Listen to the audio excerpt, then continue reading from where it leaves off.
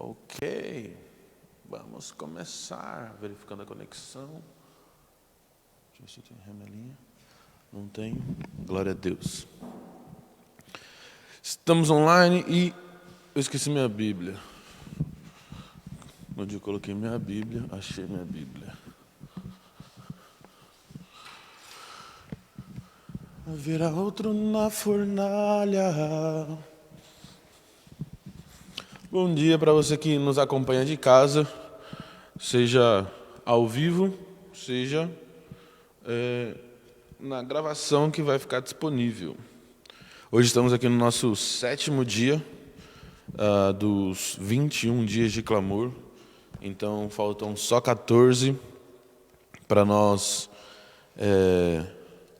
concluirmos, algumas coisas. Esses 21 dias nós vamos estar concluindo algumas coisas no final, coisas das quais nós não sabemos exatamente o que são, porque o foco é que nós realmente venhamos crescer em entendimento bíblico, em alinhamento com o Senhor e realmente mudar as nossas atitudes segundo a palavra de Deus.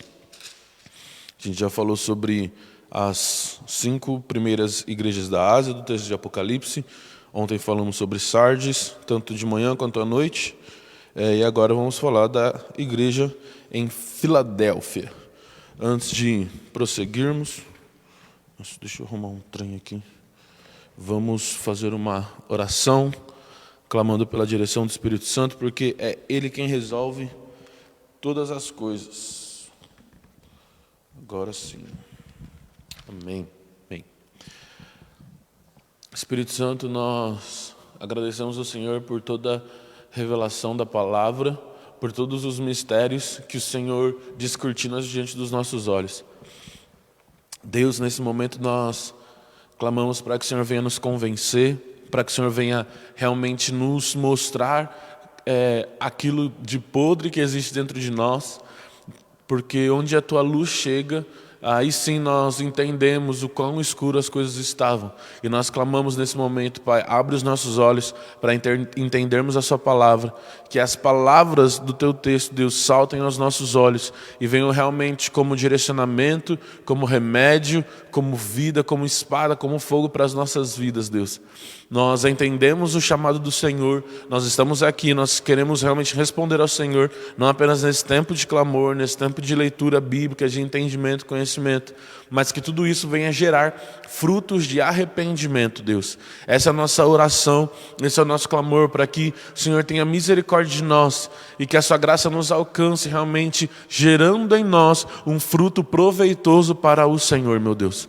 Que o Teu nome seja bendito e santificado em tudo aquilo que somos e fazemos, tanto pessoalmente quanto como igreja, Deus. Em nome de Jesus, em nome de Jesus. Amém. Amém. Vamos ler o texto todo, capítulo 3 de Apocalipse, a partir do versículo 7. Ao anjo da igreja em Filadélfia, escreva: estas coisas diz o santo e verdadeiro, aquele que tem a chave de Davi, que abre e ninguém fechará, e que fecha e ninguém abrirá. Conheço as obras que você realiza. Eis que tenho posto diante de você uma porta aberta, a qual ninguém pode fechar.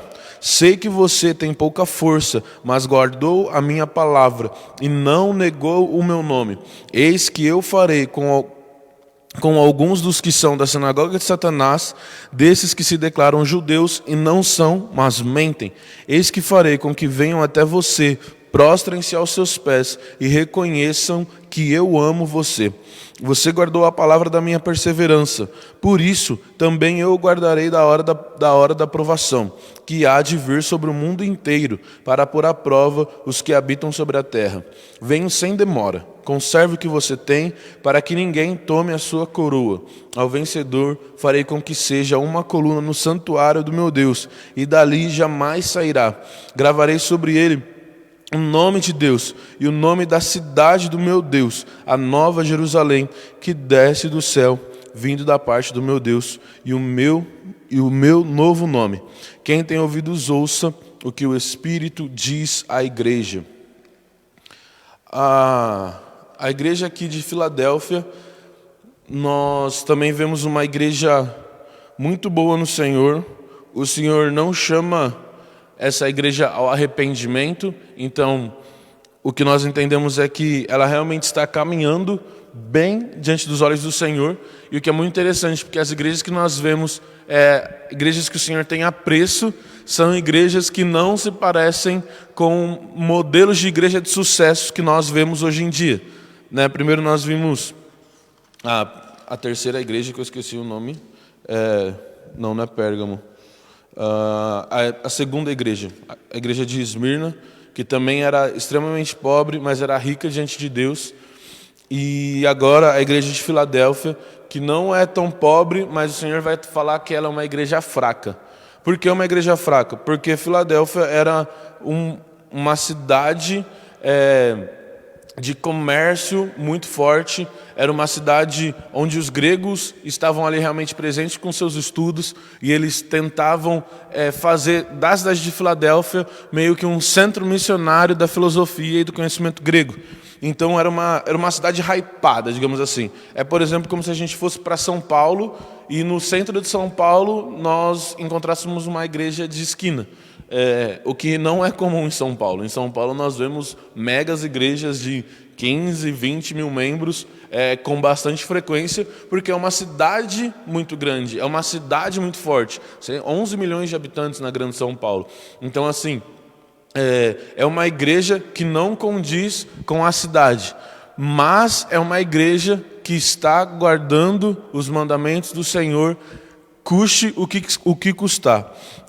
O Senhor vai falar aqui no versículo 8: conheço as obras que você realiza e que tem uma porta aberta diante de ti, a qual ninguém pode fechar. Sei que você tem pouca força, mas guardou a minha palavra e não negou o meu nome. Aqui, essa igreja não estava apenas oprimida, digamos assim, pela filosofia e o conhecimento dos gregos, né, que já é secular, mas também por aqueles que se dizem judeus. Então, existiam pessoas aqui que guardavam o nome de Deus, de certa forma, e é o nome de Deus mesmo que eles guardavam a lei, guardavam os mandamentos, mas eles não tinham aceitação diante do Senhor. Isso é um ponto já que nós precisamos ter, porque se a gente reparar no texto, o texto vai falar que eles se falam que são judeus, mas não são, porque nós não podemos esquecer que os judeus estão no plano de Deus, né? A Jerusalém será restaurada, a aliança de Deus ainda será completa. A igreja entrou em Jesus, Jesus cumpriu o mandamento que era o povo de Israel de colocar todas as famílias da terra debaixo da bênção de Deus, mas o Senhor ainda continua. Inclusive Jesus, ele vai ser um rei judeu, ele vai ser um rei que tem todas as características do povo judeu. Por isso que ele é o Messias de Israel, e também, pela graça de Deus, se fez o Messias de todos nós. Mas é um povo que declara o nome de Deus, mas não é aceito por Deus, porque o Senhor fala que eles são sinagoga de Satanás. Então, nós podemos, antes de aplicar as lições da igreja, aplicar essa lição para nós, porque nós também carregamos o nome de Deus, nós nos consideramos filhos de Deus, mas será que o Senhor tem nos aceitado? A palavra fala que Deus amou o mundo de tal maneira, que deu seu Filho unigênito, para que todo aquele que nele crê não pereça, mas tenha a vida eterna. Nós ouvimos muito falar que Deus é amor e que o Senhor é bom, e essa é de fato a maior verdade que nós podemos experimentar. Deus é amor o tempo todo, e Deus amou e ama todas as pessoas na face da terra. Todos aqueles que estão vivos, sim, o Senhor os ama. Sim, o Senhor os quer bem. Sim, o Senhor quer os abençoar. Mas existe uma diferença gigantesca entre o Senhor nos amar e o Senhor nos aceitar. Nós precisamos muito entender isso, porque senão a nossa geração ela tem entrado nesse lance de amor acima de tudo, e nós acabamos entendendo que se Deus é amor, então por consequência eu estou tranquilo, porque Deus me ama. Isso é verdade, irmão. Não importa se você está em extremo pecado, não importa se você é o cara mais santo da terra, Deus te ama do mesmo jeito. Não tem nada que a gente possa fazer para diminuir o amor de Deus, porque Ele é o amor. Não tem como. Você é amado, você é amada de Deus. Mas, para todo aquele que nele crê, esse recebe a vida eterna. Então o Senhor amou a todos, mas é necessário crer nele. E como nós estamos falando muito nesses dias, crer é diferente de acreditar. Crer é a soma de acreditar e de se posicionar debaixo dessa crença. Porque eu acredito que emagrecer faz bem para a saúde, mas eu não creio nisso. Porque se eu cresce nisso, eu me posicionaria debaixo disso. Eu estou me posicionando, os irmãos estão vendo. A gente vai chegar no final do 21 dias, fazer uma comparação depois, o primeiro com o 21, vou estar melhorzinho. Mas por muito tempo eu só acreditei. E acreditar não é suficiente. Acreditar não transforma a realidade de ninguém. Você pode acreditar que vai ser milionário. Irmão, você não vai ser milionário se você não ralar igual um milionário. Não faz sentido. Eu acredito que a minha família vai ser a melhor família do mundo. Sua família não vai ser a melhor família do mundo se você não caminhar debaixo dos preceitos necessários para se ter a melhor família do mundo. Crer é pensamento positivo não muda nada. Infelizmente, a gente está num tempo de coach que você precisa mentalizar e fazer uma energia quântica na sua volta para fazer as coisas funcionarem. Só que isso não funciona.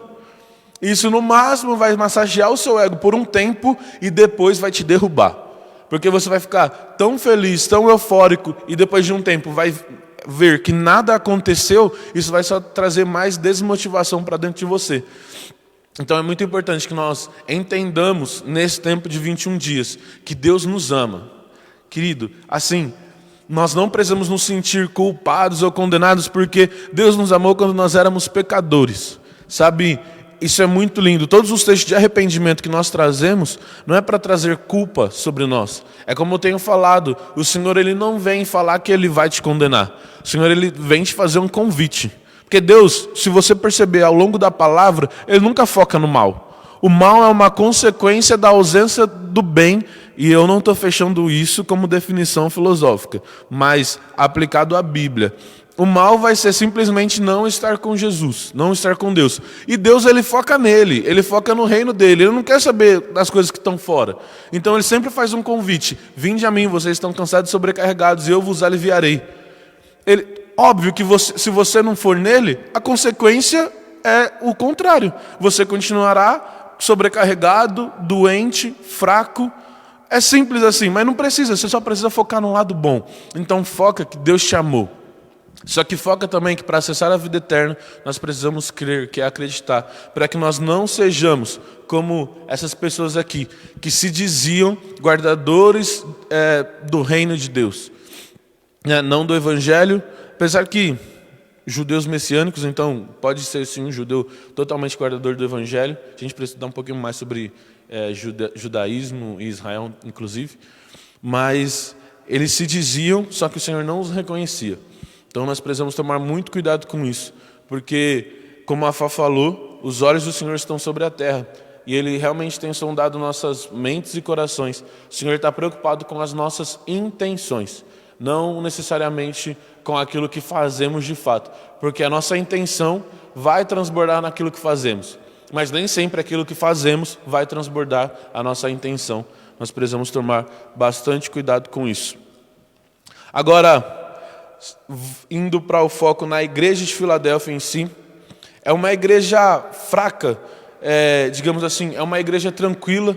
E justamente essa sinagoga de Satanás, esse povo que fala que guarda o reino de Deus, mas de fato não guarda, eles oprimem essa igreja e eles entendem que por eles ser uma igreja fraca, essa igreja não é de Deus. E é a mentalidade que nós temos também hoje. Se nós vemos uma igreja pequenininha que de repente está estagnada, parou no tempo em termos de tecnologia, de repente o crescimento dessa igreja não é exponencial e meteórico, mas é um crescimento nem linear, é só de vez em quando tem alguma coisa. É uma igreja fraca realmente, que, sabe, dá passos lentos, devagar. Nós classificamos essa igreja, às vezes, como uma igreja que não é do Senhor. Porque a palavra deixa claro que, de fato, o ministério de Jesus, ele é um ministério de poder. O ministério de Jesus ele é um ministério de força, ele é um reino que realmente contra ele nada prevalece. O Senhor fala, Pedro, sobre a rocha que sou eu. Inclusive isso é um texto, mas Deus não edifica a igreja sobre Pedro, Deus edifica sobre o que Pedro disse. Pedro falou, tu és o Cristo, o Filho do Deus vivo. E isso é a rocha, o fato de Cristo ser o Filho do Deus vivo. Não Pedro, porque ele significa pedra. É Cristo que é a rocha, e sobre Cristo a igreja vai ser edificada. Porque Pedro morreu e a igreja continua sendo edificada. Então Pedro não tem nada a ver na história. Ele foi, sim, o Papa, digamos assim, da nossa igreja, da igreja de Jesus, mas a rocha é Jesus. E quando Jesus está, o inferno não prevalece. Então nós temos essa mentalidade sim, e precisamos entender isso sim, que o Senhor quer para nós uma igreja, uma família forte, uma família de luta. Mas às vezes pode acontecer de nós estarmos tão no meio de tanto caos e de tantas influências malignas que nós acabamos às vezes nos retraindo. Só que essa retração fez também com que a igreja de Filadélfia fosse uma igreja que guardasse os fundamentos do Evangelho. Uma igreja que não estava tão ativa, sei lá, eles não evangelizavam toda a nação e aquela coisa toda, mas eles guardavam os fundamentos do Evangelho. Então nós precisamos, em primeiro lugar, guardar os fundamentos do Evangelho. E o Senhor, Ele atenta para isso, porque os olhos estão sobre os corações e não necessariamente sobre as obras. E aí o Senhor vem e fala, e agora, sobre você, diante de ti, eu abrirei uma porta. Essa porta, ela vai falar primeiro, a gente pegar o sentido bíblico da porta, a porta é Jesus. Então, Jesus está falando, a partir de agora eu vou estar com vocês. A partir de agora, a salvação vai ser manifesta em vocês, diante de vocês e através de vocês. Então, a primeira promessa de Deus para aquele que é fiel é a salvação em Cristo Jesus. Mas aí nós temos uma segunda interpretação que é pelo texto, que é a porta para que os frequentadores da sinagoga de Satanás entendam que esta igreja Deus ama, que Jesus ama essa igreja. E que porta é essa? Uma porta de oportunidade para evangelização, que é o que nós estamos fazendo aqui. Nós realmente entendemos que nós precisamos evangelizar mais, que nós precisamos anunciar a mensagem de Deus, nós não precisamos brigar. Martinho Lutero falou que o evangelho é um leão que não precisa ser defendido. Por quê? Porque é o evangelho dentro de uma jaula. Solte esse leão para você ver se ele vai precisar de advogado. Irmão, não tem como segurar o evangelho. Não tem como. Então nós não precisamos realmente defender o evangelho, apenas anunciar. Mas para isso nós precisamos estar com os preceitos bem estabelecidos. Então, já o spoiler, mas esses 21 dias vão terminar. Nós vamos conferir algumas coisas, vamos orar, vamos entender se o Senhor ainda tem coisas específicas para falar conosco. É óbvio que arrependimento e alinhamento, ele tem que ser um estilo de vida da igreja. Nós nunca vamos parar de falar sobre arrependimento, mas nós precisamos dar passos, caminhar de fé em fé, de glória em glória. E o começo do evangelho é arrependimento, depois transformação e depois comissionamento. E nós queremos de fato chegar nesse comissionamento e cremos que assim como o Senhor tem feito fez na igreja de Filadélfia, o Senhor vai fazer também na nossa comunidade, para que o evangelho alcance todo Barão Geraldo. E todo Barão Geraldo vai ser sim alcançado com as boas notícias da graça de Deus. Então perceba que no momento que essa porta de evangelização for aberta, almas se converterão a Jesus. Porque se Jesus está abrindo a porta, meu querido, ele começa já falando o texto, que ele é a porta, que se ele abrir, ninguém pode fechar. E se ele fechar, aí também ninguém pode abrir. Então o que o Senhor está falando é, eu vou abrir uma porta de evangelização para vocês, irmão, se preparem para a maior colheita que vocês já tiveram na história. Porque se sou eu que estou abrindo a porta, ninguém pode fechar essa porta. Então sim, pessoas vão se render ao meu nome, pessoas vão se converter. E agora, aquelas pessoas que da sinagoga de Satanás, elas vão ver que eu amo vocês. Por quê? Vocês vão passar a ser uma igreja forte. Porque se vocês eram uma igreja pequena, sem muita expressividade no contexto da sua cidade, como eu dei o exemplo de São Paulo, irmão, agora você não vai ser mais uma igreja de esquina. Agora você vai ser uma igreja do Templo de Salomão. Uma igreja de 15 mil pessoas que carrega a essência de Deus. Porque senão depois Deus vem e destrói tudo também. Então é importante a gente sempre permanecer na essência. Mas o Senhor, Ele abre essa porta para nós. Outra coisa que o Senhor fala também aqui é que Ele vai fazer no versículo 10. Se você guardou a palavra da minha perseverança, por isso também eu guardarei da hora da provação que há de vir sobre o mundo inteiro, para pôr à prova os que habitam sobre a terra. Vem sem demora, conserve o que você tem, para que ninguém tome a sua coroa. Aqui tem essa cidade, tem esse problema aí do pessoal da sinagoga de Satanás, tem o problema da filosofia grega, tem o problema de ser uma cidade extremamente comerciante, uma cidade muito avançada, e nós sabemos que quanto mais intensas são as dinâmicas do ser humano, se tratada sem Deus, maior é o fruto do pecado, maior são as abominações que são geradas dentro dessa sociedade. Então, essa igreja aqui, ela perseverou em guardar a palavra do Senhor. Irmão, e guardar a palavra do Senhor é literalmente, você vai pegar a sua Bíblia, vai guardar ela em cima do armário quando você não estiver lendo ela. A gente vai ler a Bíblia todo dia, vai ler muito e vai guardar para a gente continuar lendo amanhã. É assim que a gente guarda a palavra do Senhor e a partir daquilo que nós nos alimentamos, isso vai gerar frutos em nós e nós vamos guardar a palavra do Senhor daí nos nossos passos práticos.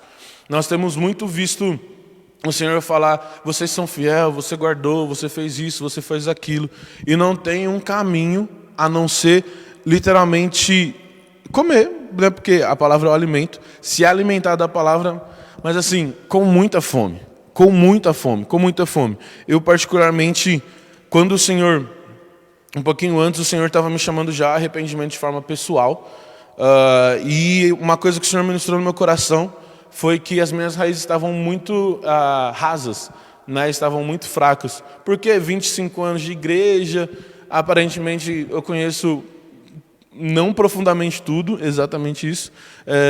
Sei bastante coisa, filho de pastor, pastora, ministro de louvor, tal. Estou sempre na igreja, sempre ajudei. Então, fazia uma vida devocional, lia um provérbio, lia um salmo, às vezes, vou ler o Sermão do Monte para lembrar como é que Jesus funciona, misericórdia. Aí o Senhor veio falar, ô filhão, tu tem que comer a Bíblia, não, tu não tem a opção de ler um texto uma vez por outra, você tem que ler a Bíblia pelo menos uma vez no ano, pelo menos assim. E aí desde então eu entrei nessa busca de fato pela Bíblia. Até parei de ler outros livros que eu estava lendo para realmente dar tempo exclusivo para a palavra, e eu nunca me senti tão forte, eu nunca me senti tão confiante para falar sobre Deus. E eu acredito que isso foi o preparo para a gente começar esses 21 dias. Porque antes eu não tinha conteúdo muito para falar. Eu ia falar mais dos clichês que eu ouvi durante 25 anos e que a gente aprende.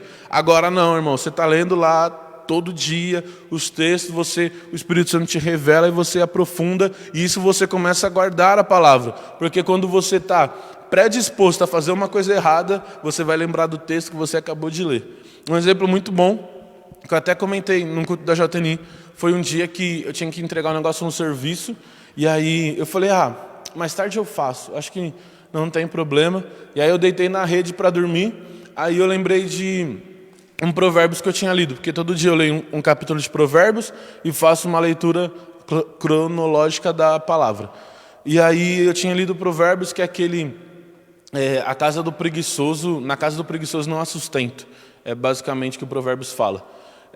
E aí eu deitei e lembrei daquilo, fiquei, nossa, ai Jesus, será que eu vou perder meu emprego? Aí fui, comecei a fazer os negócios, deu 2 minutos, meu chefe me ligou. Então o Senhor me salvou através da palavra dele, e porque eu guardei a palavra, porque eu não fui preguiçoso e não faltou sustento na minha casa, graças ao bom Jesus. Então nós precisamos guardar a palavra, e a promessa disso é que o Senhor vai guardar essa igreja de uma provação que está por vir sobre o mundo todo. Eu sinceramente não fiz o estudo de qual provação foi essa, se foi uma praga, se foi uma guerra, se foi um trem. Mas certamente isso daqui serve para os tempos que nós estamos vivendo. Veio uma provação sobre o mundo todo, e eu não sei você, mas eu estou tranquilão em Jesus. Tudo bem que eu ainda não peguei o corona, mas se eu pegar o corona um dia, por qualquer que seja o motivo, eu ainda assim vou estar muito tranquilão. Porque eu sei que o Senhor vai me guardar de todos os efeitos maus que isso pode causar. E efeito mal não é eu pegar uma pneumonia e morrer. O efeito mal é eu ir para o inferno. Porque mesmo com a pneumonia e de repente, se eu vier a óbito, eu estarei com o Senhor Jesus. Eu estarei com aquele que me guarda, eu estarei com aquele que é bom. E isso não diminui em hipótese alguma o efeito da pandemia, né? Nós precisamos continuar nos guardando. Nós temos extrema tristeza por todos aqueles que foram ceifados realmente nesse tempo, né? Mas nós precisamos entender isso. Inclusive porque a morte é uma coisa natural da vida. Infelizmente, eu posso sair ali na rua, nós vemos diversas vezes no jornal, pessoas desgovernadas matam 5, 10 pessoas na calçada. Posso ter um mal súbito. Nós precisamos estar acostumados com coisas ruins que acontecem na vida, porque isso é uma consequência do pecado. Mas aqueles que estão em Cristo, condenação nenhuma existem para eles. E é nisso que nós nos alegramos. É nessas coisas, é em Jesus, são nas coisas eternas e não nas coisas momentâneas, como nós falamos ontem. E ao vencedor farei com que seja uma coluna no santuário do meu Deus, e dali jamais sairá. Gravarei sobre ele o nome do meu Deus, o nome da cidade do meu Deus, a nova Jerusalém que desce do céu, vinda da parte do meu Deus, e o meu novo nome. Quem tem ouvidos, ouça o Espírito das igrejas. Essa região aqui era uma região vulcânica e com muita frequência sísmica, intensidade sísmica. É tanto que as pessoas, elas não moravam dentro das cidades, elas moravam ao redor das cidades. Então nós precisamos, e aqui o Senhor fala que vai estabelecer eles como coluna. Inclusive, se eu não me engano, no primeiro século depois de Cristo, veio um terremoto que destruiu a cidade toda. E o Senhor está falando, pode vir o que vier, mas eu vou fazer vocês coluna no santuário do meu Deus. Então, mais do que vocês estarem bem estabelecidos aqui na terra, seguros, diante das coisas que podem acontecer na natureza, à sua volta, enfim, é mais importante você estar estabelecido como coluna, seguro, firme, no tabernáculo, no santuário do meu Deus, que é justamente também uma palavra para essa pandemia. Mais do que nós estarmos aqui, de repente, estabilizados com emprego, com saúde, com todas as coisas no lugar, conseguindo guardar, mais importante do que tudo isso. E graças a Deus, muitos de nós têm desfrutado de estabilidade no meio desse caos. Mas mais importante do que isso é estarmos estáveis no tabernáculo, no santuário de Deus. Esse é o nosso foco. Esse é o nosso foco. Porque nós podemos estar aqui no meio do caos. E essa igreja estava. Mas ela estava estabelecida na eternidade. E quando você está estabelecido na eternidade, nada pode tirar você desse lugar.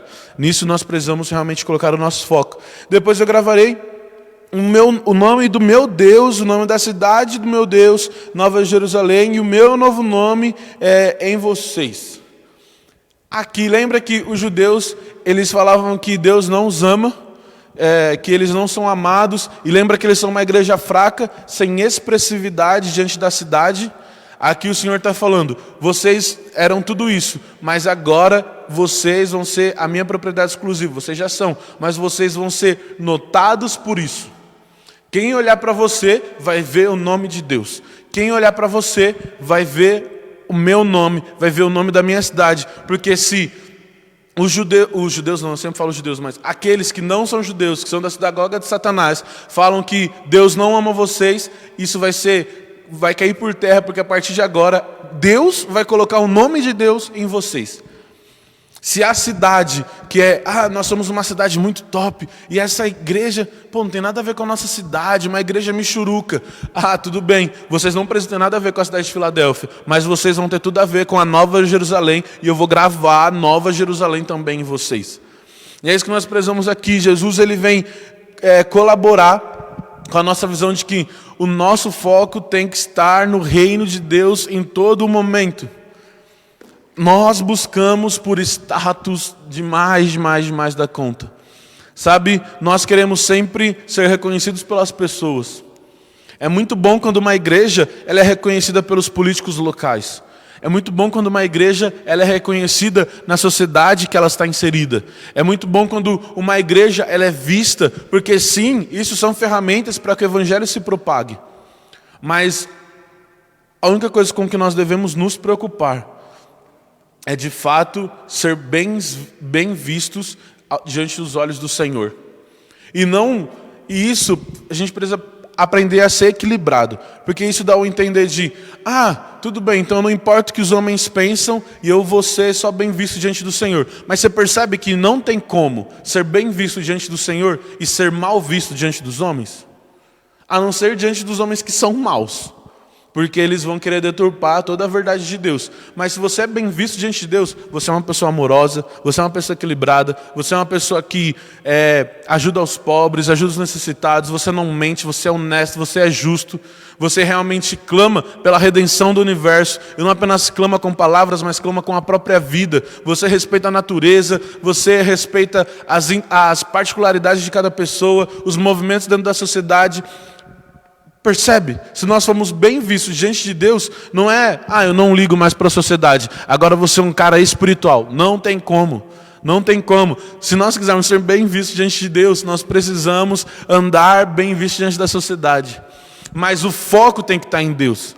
Porque nós conseguimos ser bem vistos diante de Deus e automaticamente ser bem vistos diante da sociedade. Mas nós não conseguimos ser bem vistos diante da sociedade e automaticamente ser bem vistos diante de Deus. É tudo o que o Senhor tem falado nesses dias, a essência daquilo que está no nosso coração, a essência da nossa intenção. O Senhor ele vai falar de novo aqui, eis que conheço as suas obras. Eis que conheço o que você tem feito. E não é apenas o que você tem feito, mas é como você tem feito, como você tem planejado, como você tem dedicado. Nós precisamos entender isso, igreja. Que o Senhor ele vem sondar mentes e corações. E que Ele analisa sim o fruto das nossas mãos. Mas antes de tudo, Ele vai analisar o fruto do nosso coração. E a promessa de Deus para nós hoje é que Ele vai nos livrar do mal. Que Ele vai nos deixar seguros diante de tanto caos. E que nós seremos não apenas amados por Ele, mas Ele nos amará publicamente. O Senhor Jesus ele fala que aquele que me confessar publicamente eu o confessarei diante do meu Pai. Essa é a promessa que o Senhor tem para nós. É esse o convite que o Senhor tem para nós. Por isso nós precisamos entender que toda a palavra, ela não é sobre condenar a igreja, não é sobre condenar pessoas. Mas toda a palavra é um convite para nós entendermos que fomos chamados a entrar no reino dos céus. Nós precisamos entender esse convite. A mensagem ela é muito simples mesmo. Por vezes, os nossos encontros eles vão parecer repetitivos. Porque só tem essa mensagem. Só que, mesmo tendo só essa mensagem, é difícil de entender. Porque nós precisamos, a partir de agora, produzir um fruto de arrependimento no nosso coração. Então, que o Senhor nos ajude. A coisa prática que eu falo para vocês hoje é: eu entendo que todo mundo é numa correria louca e eu de fato também vivo essa correria, não estou excluído disso, que é difícil separar tempo para ler a Bíblia como é necessário. Se nós pararmos para pensar que os judeus eles já tinham decorado o Pentateuco aos 12 anos, e tem gente que nem sabe quem é o Pentateuco. Então, nós precisamos ler a Bíblia. E o desafio que nós fazemos hoje é: aumente a sua intensidade na leitura bíblica. Mas eu não entendo muita coisa. Irmão, começa a ler. Você não entende muita coisa, mas você nunca leu a Bíblia inteira. Você não entende também muita coisa de cálculo, muita coisa de química. Você não entende muita coisa dos processos que tem dentro da sua empresa. Mas quando mais você faz, mais você começa a entender. Mas, nossa, eu li, caramba, pintou um estalo. E aqui o mais legal de tudo é que a gente sempre fala, né? A gente lê junto com o autor. Então, vamos sair desse discurso de a gente lê junto com o autor e começar a ler de fato junto com o autor. Que o Espírito Santo nos ajude e intensifique, irmão. Coloque pelo menos tenta dobrar a meta aí. Sei lá, você lê um capítulo por dia, lê 2, você lê 3, lê 6. Tenta focar em ler a Bíblia em um ano. Tenta dar um sprint, falta 3 meses para ler a Bíblia. Lê 12 capítulos por dia, que em 3 meses você lê a Bíblia. Amém? Porque a palavra é de fato a única coisa que nós precisamos. Que, como eu falei, a palavra é Jesus. E é só isso que nós necessitamos para viver. Vamos encerrando por aqui. Vamos fazer uma oração agora. para que de fato o Espírito Santo nos ajude a encontrar essa direção no meio do caos. A encontrar, não a encontrar, mas a perseverar para que Jesus abra uma porta diante de nós. Tanto porta de salvação, como porta para viver o propósito do Senhor para as nossas vidas. Amém? Deus Santo, nós agradecemos ao Senhor por essa palavra, nós honramos o Senhor Deus nesse tempo. Nós queremos levantar o Teu santo nome, nós queremos Te bendizer, nós queremos Te santificar. E Deus, como sempre nós oramos, não apenas com palavras, mas queremos fazer isso através das nossas vidas, Pai. Em nome de Jesus, Deus, que o Senhor nos ajude a guardar a Sua palavra. Pai, nós clamamos assim como clamamos no começo dessa reunião, para que a Sua luz venha mostrar aquilo que está escondido em nossos corações, para que nós venhamos tirar, Deus, tudo aquilo que tem ocupado o espaço do Senhor. Nós entendemos que há um tempo de reorganização, nós entendemos que há um tempo de abrir mão de algumas coisas para receber o tesouro das nossas vidas. Deus, que nós sejamos como aquele homem que vendeu todas as pérolas que tinha para poder comprar apenas uma pérola. Que vendeu todos os tesouros que tinham para comprar apenas um campo que vem com um tesouro apenas. Deus, nós entendemos que tudo que nós temos e somos, de fato é nada, de fato é perca de tempo, quando nós comparamos ao Senhor. Toda a riqueza, toda a beleza que nós podemos encontrar, não apenas de forma monetária, mas na vida, nas nossas experiências, Deus, são ínfimas diante da verdade, da glória do Senhor. E nós clamamos ao Senhor, Deus, por essa revelação. Nós clamamos, Pai, para que os nossos olhos sejam abertos, Deus, para que nós possamos realmente guardar a Sua palavra e não sermos comparados a uma igreja de Satanás, não sermos comparados a um templo de Satanás, que sejamos o Teu templo, que sejamos o templo do Teu Espírito, Pai. Nós clamamos, Deus, em nome de Jesus, porque cremos na Sua promessa, cremos que o Senhor é a porta, cremos que o Senhor é a chave para nós nesses dias, cremos que o Senhor deseja sim nos marcar, cremos, ó Pai, na Sua palavra. E nos inspira, Espírito Santo, nesse momento, para que nós possamos andar debaixo dessas diretrizes. Em nome de Jesus, Espírito Santo, nós clamamos para que o Teu Evangelho venha a ser colocado em nossas bocas. Nós clamamos, Pai, para que o Senhor venha realmente nos alinhar nesse tempo, nos transformar e nos comissionar. Deus, nós entendemos que o Senhor tem propósitos para as nossas vidas. E o propósito do Senhor é que Te adoremos e glorifiquemos o Teu santo nome e venhamos a anunciar as boas novas que o Senhor já fez. Em nome de Jesus, Deus, nós clamamos por alinhamento, Deus, para que todo propósito secundário de fato venha a estar em segundo lugar. Que nós venhamos trazer realmente à tona o único propósito que é o Senhor. Que nós venhamos honrar a Sua presença. Que nós venhamos reconhecer que o Senhor é Rei. E Deus, e debaixo disso poder caminhar. Abre os nossos olhos, Pai. Coloca temor e tremor diante de nós. Deus, que nós venhamos ver um monte tremendo. Que nós venhamos ver um monte em chamas, saindo fumaça. Que nós venhamos ouvir as águas como o som de... a Sua voz como um som de muitas águas. Pai, para que o nosso coração, a nossa alma, o nosso corpo, o nosso espírito realmente entenda quem o Senhor é. Nesses dias nós vemos um pensamento que não sabe, que não conclui quem o Senhor é. E Deus, a verdade é que o Senhor se mostrou na palavra. A verdade é que sim, é possível explicar o Senhor. Sim, é possível dizer quem Tu és, porque o Senhor já disse quem o Senhor é. E nós precisamos Te entender, Pai, por isso abre as nossas mentes, Deus. Antes de vivermos tudo isso, nós precisamos ter a clareza de que Tu és Deus, de quem Tu és, Pai. Por isso nós clamamos nessa manhã, abre as nossas mentes, nós abrimos, Deus, nosso coração, nós clamamos, tenha misericórdia de nós, pois nós queremos Te conhecer. Nós queremos Te conhecer, nós queremos Te honrar, nós queremos Te honrar. Oh, Pai Santo, o Senhor nos instrui na Sua palavra que aquele que se direciona ao Senhor, que caminha na Sua direção, o Senhor também faz esse movimento de encontro. Nós clamamos, Pai, para que nesses dias os nossos pés sejam fortalecidos, para que venhamos marchar na Sua direção. Nós clamamos, Pai Santo, em nome de Jesus, para que nesses dias o nosso caminho venha a estar realmente reto na direção do Senhor. Para que esse encontro de fato aconteça. E clamamos, Deus, para que não seja um caminhar pessoal, mas que seja um caminhar da igreja. Deus, nós clamamos por unidade, o mesmo modo de agir, o mesmo modo de falar, o mesmo modo de pensar. Nós clamamos pelo mesmo modo, que é o modo de Cristo, Pai. Que sejamos uma igreja unida, que sejamos, Deus, uma igreja que realmente preza pela família do Senhor, preza pela realidade bíblica, Pai.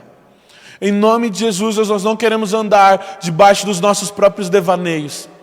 Clamamos, Deus, tira toda mentira, quebra todo sofisma do meio da tua igreja. Todas as influências, Deus, que a igreja de Filadélfia que sofria, e de repente hoje nós sofremos com a secularidade das filosofias, de repente com pessoas que dizem que guardam o seu nome, mas de fato não são. Deus, nós clamamos em nome de Jesus para que diante de tudo isso nós possamos resistir e guardar a sua palavra, Pai Santo, em nome de Jesus. Que o teu nome seja bendito, glorificado e santificado em tudo que nós fazemos. Nós te adoramos nesse tempo, Deus. Nós damos a Ti toda a honra, toda a glória. Damos a Ti um trono nesta igreja. Damos a Ti um trono em nosso coração. Deus Santo, em nome de Jesus, nós clamamos pela Tua presença, nós clamamos pela Tua glória. Como nós temos cantado nesses dias, Pai, nos deixe ser a geração que busca a Sua glória mais do que a própria vida.